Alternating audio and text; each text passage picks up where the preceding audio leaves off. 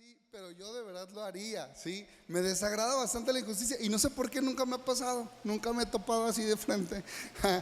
Pero, ¿sabes qué? Tú y yo muchas veces conocemos a Cristo, vamos caminando en nuestra vida cristiana, sabemos qué es lo bueno, qué es lo malo, qué agrada a Cristo, qué es lo que no agrada a Cristo, y de pronto podemos tener un sentido de juicio hacia otros, hacia los que están afuera. De pronto podríamos decir, ay, sí, pues es que a este le pasó esto porque no viene a la iglesia, pues cómo quiere que le vaya, ¿verdad? Ay, sí, tal persona nunca ha tomado en cuenta a Cristo, ¿verdad? Y comenzamos a hacer un cierto juicio, pero cuando yo voy a la palabra, puedo darme cuenta que tenemos un Cristo que no es solamente justo, ¿sí? Aunque es justo, no solamente es justo, ¿sí? No nos paga como merecemos. Tenemos un Cristo que es tan lleno de gracia y de verdad. Tenemos un Rey que es tan lleno de misericordia, ¿sí? Que no solamente se goza con cumplir justicia, como tú y yo a veces podríamos pensar. No, Él es tan lleno de gracia y de verdad. Y eso es algo impresionante porque, ¿sabes qué? Llega un momento en el que Jesús comienza a confrontar a la sociedad en la que Él vive y comienza a decirles, hey, yo ya sé que ustedes conocen la ley. Y todos aquí conocen la ley que dice ojo por ojo y diente por diente. ¿Sabes que de acuerdo a la ley de Moisés era completamente justo que si alguien te cometía alguna falta grave, tú podrías actuar exactamente de la misma manera? Por eso la ley era ojo por ojo y diente por diente, ¿sí? Era totalmente justo que tú le cobraras a quien te había ofendido de la misma manera. Pero Jesús da una nueva ley y eso lo vamos a ver más adelante. Jesús les dice, ustedes ya escucharon ojo por ojo y diente por diente, pero hoy vengo a decirles, ama a tus enemigos. Hoy vengo a decirles, ora por tus enemigos, bendícelos. Incluso habla de, si te piden una milla, da 2 millas, camina 2 millas. Y eso es porque los soldados romanos tenían un derecho, y este era que podían obligar a cualquier persona judía a cargar, a llevar su carga por 1 milla. Y uno como judío tenía la obligación de llevar esa carga por 1 milla. Y ahora Jesús está diciendo, lleva 2 millas esa carga. Da algo más. Y esto viene a ser algo bastante contrastante, porque cómo es que Jesús nos está llamando a no cumplir la justicia, sino a dar algo más. Ahora mostrar gracia, mostrar favor a aquel que busca ofendernos, a aquel que es nuestro enemigo. Y sabes que yo siempre he dicho, ¿verdad? Yo la verdad sí batallo con la injusticia. Yo siempre he dicho que nadie le puede hacer bullying a mis amigos más que yo. Incluso me he dado cuenta que tal vez lo que no me molesta es que les hagan bullying, sino que no sea yo el que se los haga. No se crean. Pero hoy vamos a ver cómo nuestro Rey, cómo Jesús no es solamente justo, sino es lleno de gracia y de verdad. Acompáñame por favor a Juan capítulo 1 versículo 17. Y dice la palabra, pues la ley por medio de Moisés fue dada, pero la gracia y la verdad vinieron por medio de Jesucristo. ¿Me acompañas a orar por favor en este día? Señor, hoy queremos darte gracias. Gracias, Padre, por cada uno de los que estamos aquí. Gracias porque hoy sabemos que eres tú quien nos ha traído. Hoy sabemos, Padre, que deseas revelar tu palabra a cada uno de nosotros. Deseas hacer una obra buena, Señor. Deseas hablar a lo profundo de nuestras vidas, Señor. Así que hoy te pedimos que abras nuestros ojos, abre nuestros oídos, prepara nuestro corazón, Señor, para poder recibir lo que tú quieres hablar en este día. Y dame también tus palabras, Señor, que no sean las mías, sino que seas tú hablándonos el día de hoy. Te damos gracias en nombre de Cristo Jesús. Decimos todos juntos, amén y amén. Sí, pues bueno, iglesia, sabes que nos dice este versículo que la ley fue dada a Moisés, ¿sí? Pero la gracia y la verdad fueron dadas a través de Jesucristo. Y eso es algo impresionante porque todos aquí, muchos aquí conocemos a Moisés, ¿verdad? Ubicamos a Moisés como este que abrió el mar rojo y que Dios le dio las leyes escritas en una piedra y se las mostró al pueblo. Ese es Moisés. Pero sabes que hasta Moisés la obra estaba demasiado incompleta. Moisés tenía la ley, tenía las reglas, tenía lo que Dios decía que estaba bien y que estaba mal. Pero ¿sabes qué nos dice la Biblia? Que nadie era capaz de poder cumplir con esa ley. Y aunque la ley había sido dada a Moisés, hacía falta Cristo. Porque entonces en Cristo encontramos toda gracia y toda verdad. Esto quiere decir que con Cristo entonces encontramos esperanza para una nueva manera de vivir. Ya sabíamos cómo no teníamos que hacer las cosas, pero seguíamos cometiendo este error. Pero ahora a través de Cristo comenzamos a encontrar la manera de vivir en Él y caminar, y a través del poder del Espíritu Santo poder seguir avanzando. ¿Sabes? Solamente a través de Cristo, un hombre lleno de gracia y de verdad. Acompáñame por favor a Romanos capítulo 5, 6. Dice en la palabra: porque Cristo, cuando aún éramos débiles, a su debido tiempo murió por los impíos. Ciertamente apenas morirá alguno por un justo. Con todo, pudiera ser que alguno osara morir por el bueno. Mas Dios muestra su amor para con nosotros, en que siendo aún pecadores, Cristo murió por nosotros. ¿Sabes que aquí nos dice? Tal vez habrá alguno que en algún momento llegue a morir por alguien extremadamente bueno, ¿sí? Pero después de eso dice: pero Dios muestra su amor para con nosotros, en que siendo aún pecadores, Cristo murió por nosotros. Pues mucho más estando ya justificados en su sangre, por Él seremos salvos de la ira. Porque si siendo enemigos fuimos reconciliados con Dios por la muerte de su Hijo, mucho más estando reconciliados seremos salvos por su vida. Y no solo esto, sino que también nos gloriamos en Dios por el Señor nuestro Jesucristo, por quien hemos recibido ahora la reconciliación. ¿Sabes? El punto número 1 de este mensaje, para quien está tomando notas, es: Cristo murió por pecadores, ¿sí? Ese es el punto número 1 de este mensaje. Cristo murió por pecadores. En base a este pasaje podemos darnos cuenta que Jesús no esperó a que tú y yo fuéramos santos y perfectos para entonces venir a morir por nosotros. No, Jesús vino y todos éramos pecadores. Todos habíamos fallado, ¿sí?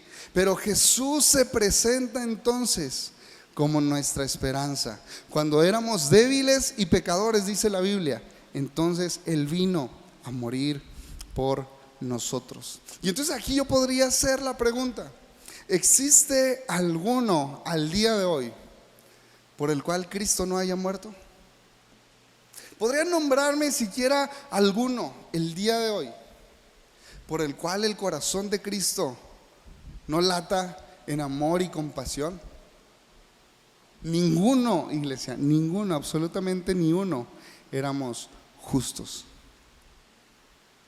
¿verdad? Porque realmente, ¿quién necesita ser perdonado si no tiene nada que le perdone? No, todos necesitábamos a Jesucristo, nuestro Salvador. Iglesia, los que hoy aún no son salvos, hoy están en el corazón de Cristo, porque tú y yo éramos parte de ese grupo de personas que no eran salvos. Tú y yo éramos parte de ese grupo que estaban completamente perdidos, y a veces queremos tratar con justicia a quien Jesús desea tratar con gracia y verdad. Jesús desea tratar con gracia y verdad a aquellos que hoy están perdidos, pero hoy vamos a estudiar y vamos a ver a dónde fueron los pies de Jesús. ¿Sabes que Jesús fue alguien bastante contrastante en su sociedad? Porque había bastantes leyes de alguna manera morales, ¿verdad? Había bastantes reglas que Jesús rompió en su tiempo, como por ejemplo, se impedía que un hombre sano pudiera estar con un hombre enfermo de lepra, porque si no se tomaba como que eras inmundo y tenías que apartarte de toda la sociedad, ¿sí? Y Jesús fue a hombres enfermos de lepra. Se entendía que no podías tú convivir con una mujer de mala fama. Pero una mujer de mala fama fue la que se acercó delante de Jesús para lavar sus pies, porque ninguno había sido capaz de hacerlo. Y había bastantes reglas y leyes. En una ocasión, Jesús decide pasar por Samaria. Samaria, que era tomada una nación pagana, una nación pecadora, inmunda. Y Jesús decide pasar en medio de Samaria con sus discípulos. Yo puedo imaginarme a los discípulos, estaban así como que no querían ni pisar Samaria. Estaban escandalizados. Yo creo que estaban escondidos atrás de los arbustos porque no querían dañar su reputación. ¿Cómo es que Jesús nos está trayendo por este lugar? Pero Jesús decide atravesar Samaria, y no solo eso, sino que se detiene con una mujer que conocemos. Hemos escuchado de la mujer samaritana, ¿verdad? Una mujer que está al lado de un pozo de agua sacando agua. Y Jesús se detiene a hablar con ella. Algo que rompía todas las reglas morales de la época. Y los discípulos nuevamente, yo creo que ni estaban ahí, estaban escondidos. Nadie quería que los viera en Samaria, y menos hablando con una mujer samaritana. Pero Jesús está al lado de ella y entabla una conversación. Jesús le demuestra a esta mujer samaritana que ella conoce lo más profundo de su vida. Él conoce lo que nadie más conoce de esta mujer. Conoce cada una de sus agonías, de sus tristezas, de su historia. Y esta mujer, al comenzar a escuchar al maestro una y otra vez declarar cuánto la conoce, de pronto en un momento se da cuenta que está delante de un profeta. Y no solamente delante de un profeta, sino de Cristo mismo. Y una vez que esta mujer ha sido desnudada en su interior, una vez que Jesús le ha mostrado que conoce aquello que nadie más sabe, esta mujer cae rendida a los pies de Jesús. Y se registra en la Biblia incluso como la mujer que fue la primera en compartir y predicar de Cristo. Puedes imaginarte esto. Es la primera vez que Jesús se acerca a un extranjero, y este extranjero se convierte en un misionero, se convierte en alguien que predica el evangelio, y se va a su comunidad y comienza a hablar de Cristo porque se ha encontrado con un hombre que conoce su interior. Se ha encontrado con un hombre que conoce su historia, un hombre a quien no puede engañar, un hombre de quien no se puede esconder, y tiene la seguridad de que ese hombre es Cristo. Y entonces Cristo lleva la salvación a esta mujer samaritana, algo completamente impensable, que el evangelio fuera para los gentiles, fuera para aquellos que no pertenecían en este momento al pueblo de Dios. Pero Jesús rompió este paradigma, ¿sí? Después vemos a Jesús en una de las ocasiones que Él está sanando a muchas personas, está entre una grande multitud. Y hay un hombre publicano llamado Zaqueo, ¿sí? Publicanos eran hombres que trabajaban en la política, se podría decir. Eran hombres, eran altos funcionarios de Roma, y robaban impuestos al mismo pueblo de Israel. Era un mismo judío traicionando a Israel, y eran odiados y repudiados por todo el mundo. Pero Zaqueo, este hombre, está en el árbol hasta arriba, queriendo ver a Jesús, queriendo ver cómo es que Jesús sana a las demás personas. Y Jesús se da cuenta de él y le dice: Zaqueo, desciende de ese árbol, porque hoy es necesario que entremos en tu casa. Vemos a Jesús con Zaqueo comiendo en su casa, pasando un gran tiempo. Pero no es hasta que Jesús decide venir y habitar en casa de Zaqueo, hasta que Jesús decide cruzar un diálogo con Zaqueo, que Zaqueo cae en cuenta y se arrepiente de todo lo que ha hecho. No fue que Jesús lo señaló desde abajo hasta el árbol y dijo: Zaqueo, todos te conocemos, arrepiéntete, pecador. No, sino que fue hasta que Jesús decidió pasar un tiempo con Zaqueo. Jesús se deshizo de todo paradigma, se deshizo de su ego, del qué van a decir, porque Jesús está comiendo en casa de un publicano, en casa de un pecador, en casa de un ladrón de impuestos. No, Jesús dijo: puedo hacer todo eso a un lado, porque Zaqueo hoy viene la salvación a tu casa. Zaqueo, hoy viene la salvación a tu casa. Y podemos ver a un Jesús que rompe cualquier paradigma. Y cuando Zaqueo se ha dado cuenta que ni siquiera el Hijo de Dios, que ni siquiera Dios mismo se ha detenido de tomar un tiempo con él, de comer con él a su mesa, Zaqueo voltea a ver todo su dinero y lo toma por miseria, lo toma por poco y dice: Señor, hoy me arrepiento, y si he defraudado a alguno, se lo devuelvo cuadruplicado. Qué impresionante. Es hasta que Zaqueo entiende y es revelado al corazón de Zaqueo el amor de Cristo, la aceptación de Cristo, el cómo a Cristo no le impidió que este era un hombre pecador para estar con él. Porque si leemos bien la palabra nos damos cuenta que él murió por pecadores. No dice ahí murió por los justos, murió por los perfectos. Él murió por pecadores. Y entonces los pasos de Jesús lo llevan a ser movido a misericordia y llevar la salvación a una casa que no la tenía. Jesús es movido en misericordia a ir a casa de Zaqueo. Y entonces es revelada la salvación a Zaqueo a través del amor de Cristo, a través de que Cristo decide romper esa pared y estar en un lugar en el que nadie más quería estar. Pero entonces Zaqueo es movido a arrepentimiento.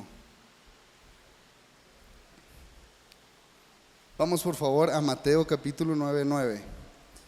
Pasando Jesús de ahí, vio a un hombre llamado Mateo que estaba sentado al banco de los tributos públicos y le dijo: sígueme. Y se levantó y le siguió. Y aconteció que estando él sentado a la mesa en la casa, he aquí que muchos publicanos y pescadores que habían venido se sentaron juntamente en la mesa de Jesús con sus discípulos. Cuando vieron esto, los fariseos dijeron a los discípulos: ¿por qué come vuestro maestro con los publicanos y pecadores? Al oír esto, Jesús les dijo: los sanos no tienen necesidad de médico, sino los enfermos.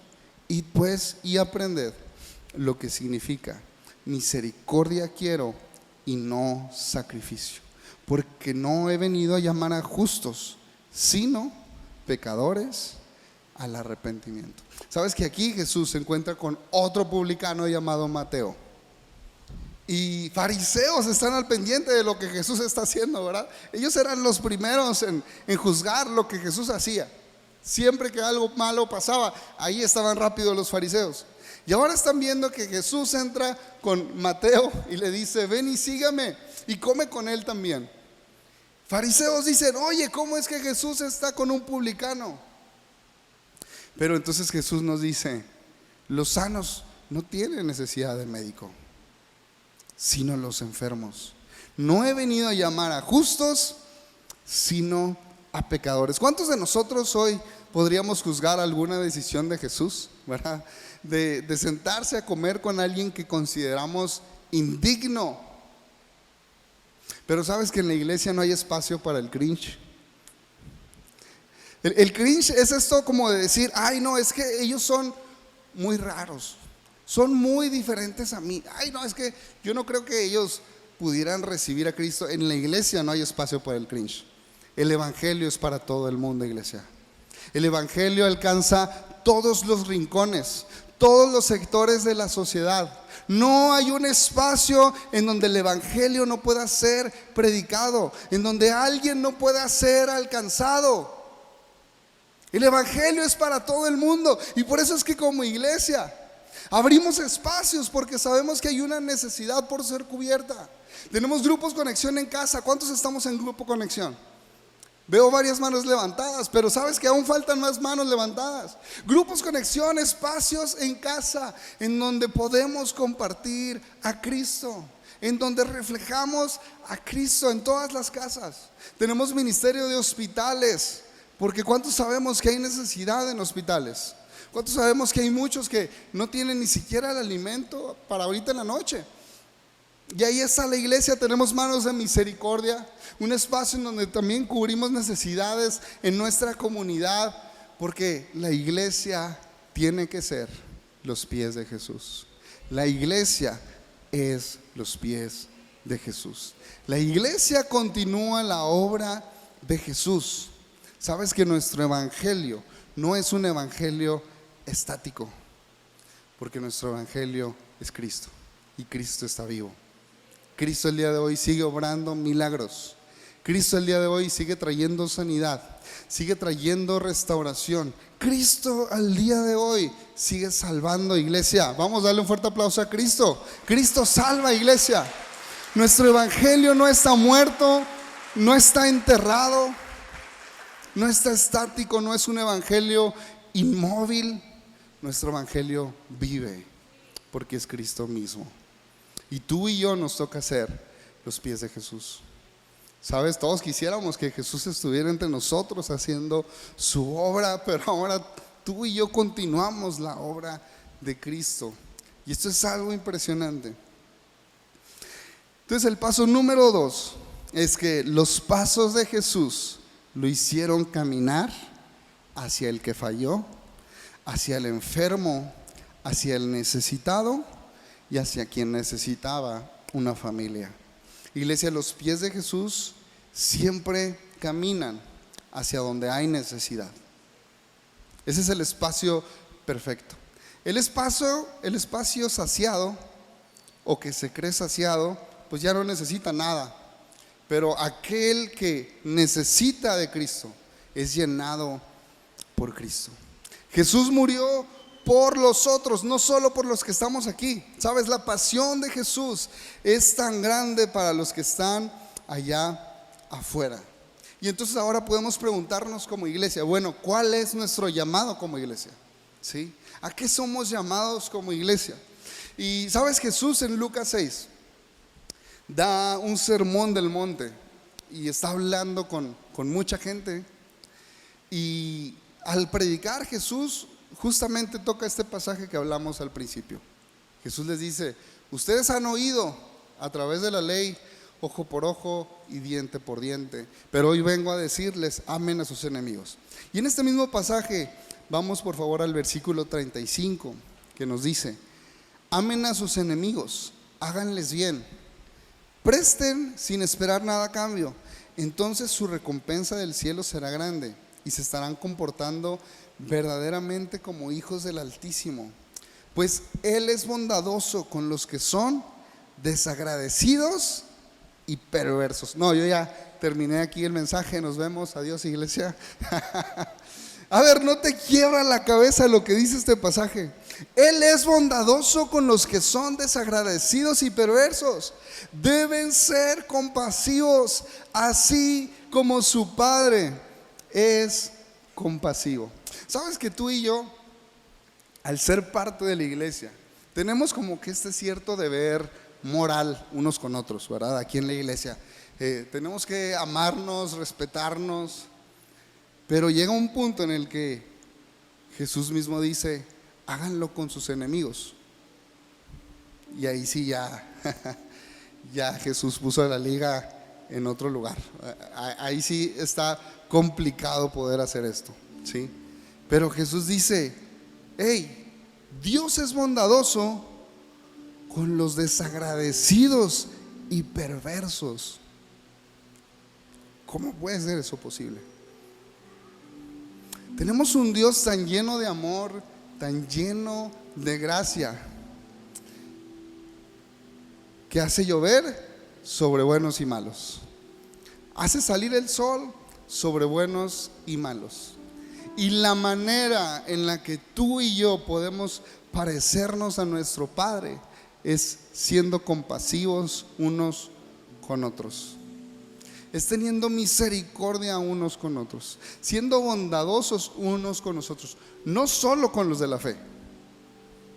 Y ahí es donde está lo difícil, porque oye, si de por sí a veces no me caen bien algunos en la iglesia y ahora tengo que extender amor y gracia incluso hasta mis enemigos. Pero creo que todos sabemos aquí que Jesucristo es el ejemplo perfecto. Jesucristo es el modelo perfecto de cómo amar a nuestros enemigos. Y sabes, no quiere decir que el día de mañana te vas a levantar y vas a decir: wow, amo a todos mis enemigos, ¿qué fue lo que pasó? No funciona así. A veces Dios hará algo de manera inmediata, pero la mayoría de las veces hay algo que tú comienzas a practicar un día, y entonces día con día vas siendo perfeccionado, ¿sí? Día con día el Espíritu Santo comienza a hacer una obra en nuestras vidas y nos permite ir de pronto ya no viendo con tanto rencor a nuestros enemigos, ¿verdad? De pronto ya no nos caen mal. Llega el momento en el que podemos orar por ellos. Pero esa es una obra diaria del Espíritu Santo. Es un camino que decidimos tomar día con día. Es una decisión diaria en la que podemos morir a nosotros mismos. Podemos orar para pedir al Espíritu Santo que no seamos un estorbo para que otros puedan ver a Cristo. Y el Espíritu Santo comienza a trabajar en nuestras vidas. Comienza a hacer su obra en nosotros. Qué bueno que Dios es bueno con los malagradecidos y perversos, porque tú y yo éramos de esos. Hoy estamos aquí porque Dios es bueno con los malagradecidos y perversos. Así de sencillo. No es que tuvimos algo especial, no es que fuimos los más humildes. Dios decidió ser bueno. Dios decidió ser bondadoso. Dios decidió amar a la humanidad y entregar a su Hijo Jesucristo, porque éramos pecadores, porque estábamos perdidos y alejados por completo de Él. Por lo tanto, iglesia, hoy ya no hay una deuda que pagar. ¿No es increíble eso? Hoy ya no hay una deuda que pagar porque Cristo ya la pagó. Hoy solamente Cristo desea que tú y yo creamos en Él, confiemos en Él. Pero hay un propósito grande para nosotros. Romanos 10, 14 y 15.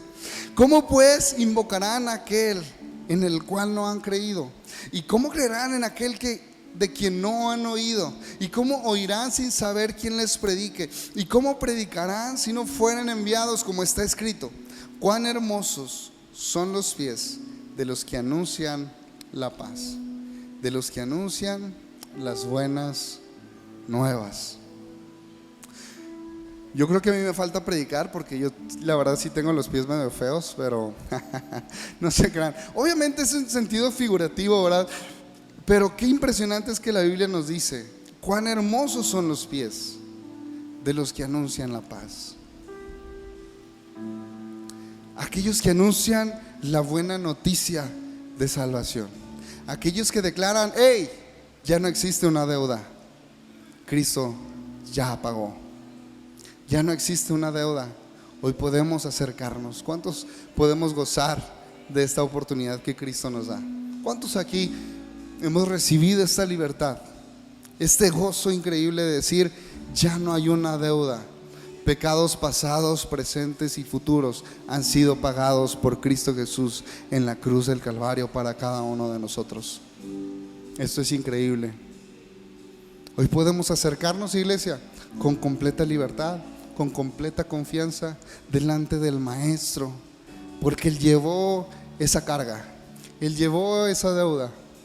Pero ahora tú y yo tenemos este llamado increíble de poder anunciar a otros esta buena noticia, esta increíble noticia que se resume en Cristo salva.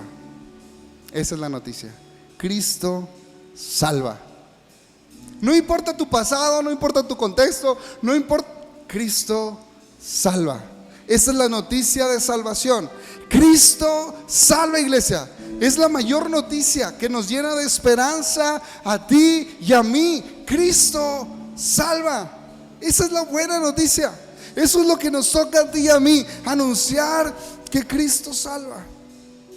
Sabes que en estos días descubrí algo bastante interesante, y es que, hablando de esta historia de cuando Poncio Pilato pone delante de la multitud a Jesús y Barrabás, ¿verdad? Que se dice que era un hombre ladrón y asesino. Poncio Pilato pone a Jesús y Barrabás y les dice: ¿a quién quieren que le suelte? ¿Sabes que se han visto escritos antiguos que mencionan a Barrabás con el nombre de Jesús y lo llaman Jesús Barrabás? Pero se dice que fue quitado el nombre de Jesús porque algunos estudiosos consideraban esto bastante ofensivo para el nombre de Jesús. Pero se ha demostrado que en esta época el nombre de Jesús era un nombre común. Y hay algo más interesante aún, y es que el significado de Barrabás, este es un nombre arameo que se compone de Bar y Abás. Y Bar significa hijo de, ¿sí? Vemos algunos nombres en la Biblia que incluso mencionan Bar, ¿verdad? Antes de decir el nombre completo. Bar significa hijo de, y Abba significa padre, ¿sí? Porque de hecho Jesús, siendo el primero en mencionar a Dios como padre, se refiere a Dios como Abba. Por lo tanto, Barrabás significa hijo del Padre. ¿Y sabes lo que significa Jesús? Jesús en hebreo es Yeshua y significa Jehová salva. Eso significa el nombre de Jesús, Jehová salva. Por lo tanto, el nombre completo de Barrabás es Jehová salva al Hijo del Padre. Es algo impresionante. Y cuando están Jesús y Barrabás delante de la multitud grita: suelta a Barrabás, entréganos a Barrabás. Y a ti y a mí nos representa Barrabás. A cada uno de nosotros nos representa Barrabás. Y se hace un intercambio: el justo por los injustos. El que no tenía ninguna culpabilidad entrega su vida por aquellos que teníamos pecado, por aquellos que merecíamos pagar una condena. Y este intercambio exactamente nos representa a ti y a mí. Barrabás, con un nombre tan hermoso. Para aquellos que están buscando nombre para su bebé, ahí les va una buena opción, Barrabás. Ahora que ya saben lo que significa, ¿verdad? Barrabás nos representa a ti y a mí, pero Barrabás también representa a todo aquel por el que Cristo ya dio su vida, a todo aquel por el que Cristo ya pagó con sangre preciosa, pero el día de hoy se encuentra lejos de Él. Y entonces tú y yo, iglesia, tenemos una buena noticia: un evangelio vivo. No es un evangelio que se esconde, no es un evangelio que ya sucedió hace miles de años y bien al que le tocó y mal al que no. No, es un evangelio vivo, es Cristo mismo.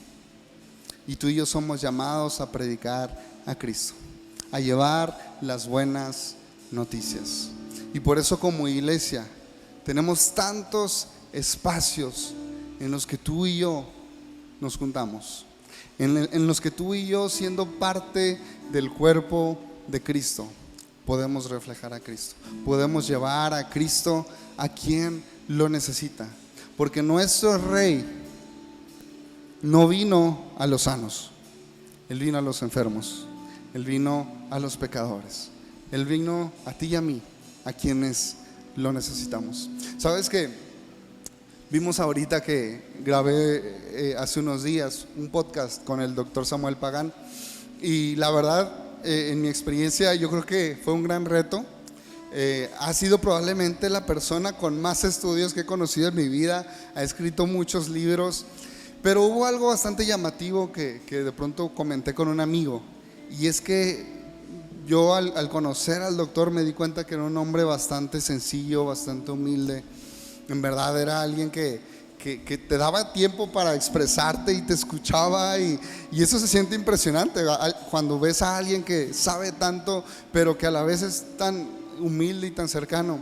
Pero nos dimos cuenta de algo, y es que él es así porque él al día de hoy no ha dejado de servir en una iglesia, ¿sí? él siempre visita muchas iglesias. Él podría fácilmente simplemente dar clases en universidades, dar conferencias, pero él se define a sí mismo como ministro de la iglesia. Y hay algo que yo descubrí, y es que para que tú y yo podamos reflejar a Cristo, necesitamos ser parte de su iglesia. La iglesia es el lugar preciso en donde nos toca perdonarnos unos a otros, ser pacientes unos a otros. Nos toca de pronto superar juntos varias cosas y madurar y crecer. Pero ese lugar es la iglesia. ¿Qué pasaría si un dedo dice: ¿sabes qué? Yo sirvo mejor fuera del cuerpo? Se muere. Pero la Biblia, que nos define a cada uno de nosotros como el cuerpo de Cristo, nos hace entender que funcionamos cuando somos parte los unos de los otros. Sabes que yo, pensando sobre el doctor Pagán, dije: bueno, es que es imposible que alguien que ha alcanzado un nivel muy alto académicamente se llene de soberbia y quiera seguir siendo parte de la iglesia, porque no se puede. No se puede. En la iglesia tienes que poner en práctica los frutos del Espíritu. Tienes que permitir que Dios te trabaje en tu vida, trabaje en tu espíritu, y poco a poco vayas aprendiendo y vayas caminando. Y sé que en cada uno de nosotros ese es el propósito de Dios, que cuando tú y yo somos parte de la iglesia, parte del cuerpo de Cristo, el Espíritu Santo va perfeccionándonos a cada uno de nosotros. El Espíritu Santo va poniendo en práctica sus frutos en cada uno de nosotros. Y entonces, cuando la Biblia nos dice: pónganse el evangelio, pónganse, el calzado del evangelio, el apresto del evangelio, nos llama a que podamos ir y predicar las buenas noticias, que Cristo salva. ¿Cuántos los creemos el día de hoy, iglesia? Cristo salva. ¿Puedes darle un fuerte aplauso al nombre de Cristo? Cristo salva. ¿Por qué no nos ponemos de pie en este día y cantamos juntos: Jesús salva? Y quiero que cantes pensando en cada una de las personas que anotaste en esa lista, que íbamos a estar orando por ellos este mes. Piensa en ellos y declara esta canción: porque Cristo salva. Él está buscando al enfermo para sanarlo, está buscando al herido para restaurarlo. Y hoy tú y yo somos esos instrumentos, iglesia. Así que cantamos juntos: Jesús salva.